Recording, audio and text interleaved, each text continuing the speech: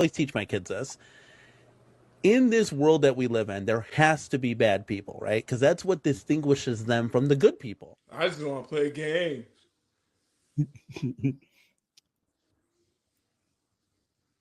So this motherfucker writes, "Hey guys, I wanted to apologize to She Lion for assuming she contacted my work. Assuming? No, you lied, brother. You lied. She contacted my wife's for assuming she contacted my wife's work, when in reality she did not, because you lied. My apologies for putting that out in the community. I assumed things were false, and that was not right. That's a lie. You didn't assume it was right because you lied. This gives the impression you were told things that you weren't told. You just lied." Neon Bitch writes, "Dude, you lied. You did not assume. You made up a lie. And you admitted to it in front of both myself and Patrick. You said, and I quote, 'I lied.'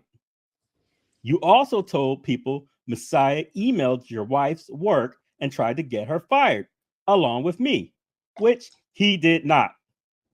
You also lied about Travis, saying I emailed A1 Up, also OTG, and that I did it. Just admit you lied. Apologize to Messiah and stop lying." I don't know. Why is that hard for him? Something wrong with him, dude. I mean, for me, every day he's looking more like the bigot I claim he is. Throwing minorities under the bus, doubling down on me.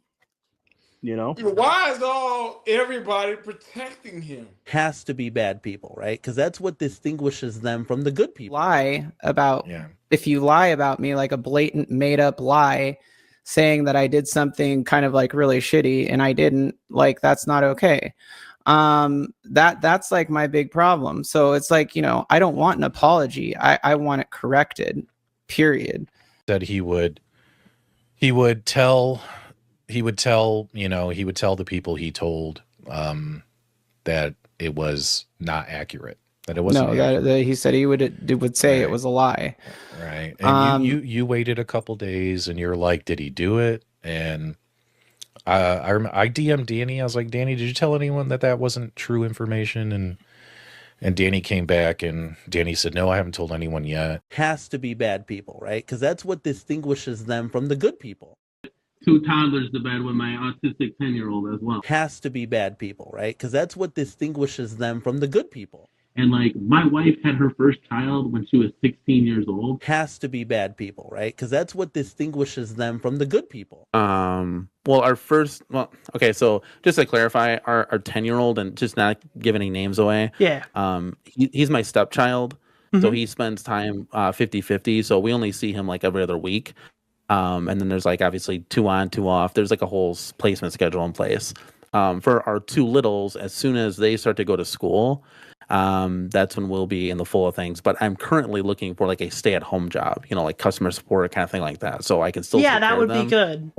Has to be bad people, right? Because that's what distinguishes them from the good people. We had to stop because we had kids, and it was too much. At the end of the day, it was too much to handle. Oh, we got pregnant again. Yes. And by we mean you. I was trying to be nice. Has to be bad people, right? Because that's what distinguishes them from the good people. I expected to hear was, man, this was back in 2015. I'm a changed dude, la-di-la-di-da. Instead, I got gaslit for the world going, that's a troll account. Well, yeah, you did try to defend it, bro. Messiah, you're also understanding that I got 3 kids running around that I'm trying to get to bed. I didn't have time to put down anything. We were finishing dinner, cleaning the house. Has to be bad people, right? Because that's what distinguishes them from the good people. I appreciate, Messiah, you doing a little digging here, but first of all, let me just answer the wife's wedding ring. That is not my wife's wedding ring. That was a girl that I had a kid with. I'll never see that child again because she just has kids for money kind of thing. She's with the 4 dudes and leaves them dry. Has to be bad people, right? Because that's what distinguishes them from the good people. My wife's wedding ring is that your account? that account was my Call of Duty has account. to be bad people, right? Because that's what distinguishes them from the good people. Because if everybody was good, then we're just people, right? So in this world, there has to be assholes. There has to be bad people. Otherwise, the world don't go round. And we appreciate those people, but I never give them any time of my day. I just let them keep making up stories and believing this fantasy land that they live in with these random images that they have or receipts that they may or not have. I could care less. I'm here about the arcades. It's all about the arcades. In April 2017, a woman walked into a Wisconsin courtroom. Her name was Jane Doe. She wasn't there for revenge. She was there for safety. And the man she needed protection from was TheCornerCade. She filed for a temporary restraining order, and the judge granted it immediately. That only happens when the danger is real. Used a confidential address because she was afraid of being found. On May 9th, both parties appear in court. Jane asks for 4 years of protection, and Danny, aka TheCornerCade, agrees, but he refuses to admit guilt. Classic move. Then the pattern starts, the walk-back game. Just 1 month later, he files to reopen the case. He wants a redo, a do-over. That's not accountability. That's manipulation. And it's not the first time. This is the same man who wrote an apology to Enchilian Gaming and then deleted it. One day it's, "I'm sorry." The next, "erase and deny." He called black children the N-word on Twitter multiple times. First, he denied it, then admitted it, then said he never said it at all. Lie, confess, lie again. It's a cycle. It's who he is. Back in court, July 13th, 2017, the judge hears sworn testimony from Officer Mullins, Evan Carvener, and Jane Doe herself. She hands the court her phone. They review an Instagram message from TheCornerCade, proof of contact, proof of harassment. And Danny? He gives no real defense, no cross-examining, no denial, just silence. The court issues a second injunction, 2 more years. 2 more years, but hours later, it's vacated on a technicality.